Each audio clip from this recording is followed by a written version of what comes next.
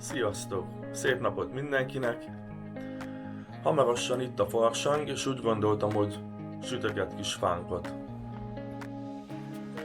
A fánkhoz hozzávalók: élesztő, 3 tojássárgája, rum, vaj, vaníliapaszta, tej és liszt. És akkor ezt fogom bedagasztani.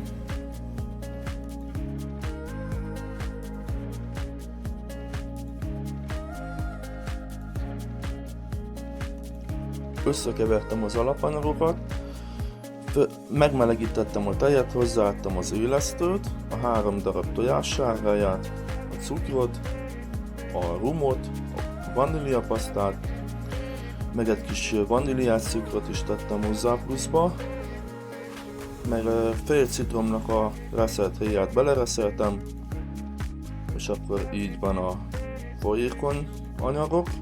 A száraz anyag, mert most kivételesen félfogós lisztet használok, és a félfogós lisztbe kevertem bele a sót, és akkor mindjárt össze lesz dagasztva. Először egész lassú fokozaton elkeverem a tésztát, majd gyorsba kapcsolom, és körülbelül olyan 8-10 percet fogom dagasztani. Ilyen lett a tészta 8 perc dagasztás után. Addig kell dagasztani, amíg az edény falától el nem válik, és ez pont egy jó rugalmas tészta.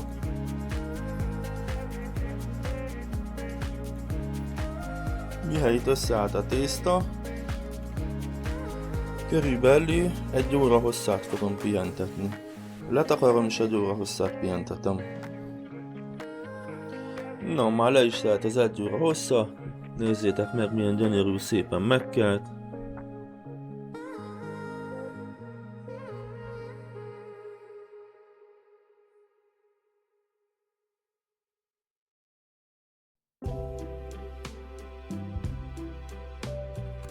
Most 1 óra múlva jó megkeltek a tészták, így néznek ki.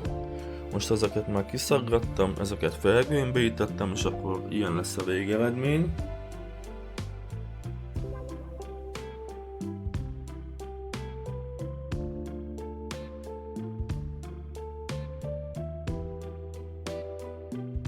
Kész vannak a kis fánkocskák, így néznek ki, és akkor körülbelül még egy 1,5 órán keresztül hagyom kelni. Le is telt a 1,5 óra, és ilyen szépen megkeltek a fánkok. Úgyhogy most melegítem az olajat, és kisütöm. Na, már fel is melegedett az olaj. Van egy ilyen kis lézeres hőmérőm. Most 154 fok, még egy kicsit melegítem.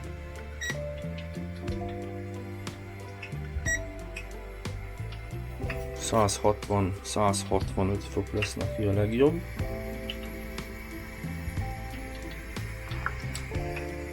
És akkor már is kezdem sütni. Most már jó is lesz. Fejjel lefelé kell beletenni a fánkot. Így, egy már benne van. Beleteszek még egyet, és rá kell tenni a fedőt. És akkor, hogyha megfordítottam, akkor leveszem a födőt róla, és akkor ezt a felét is megsütöm.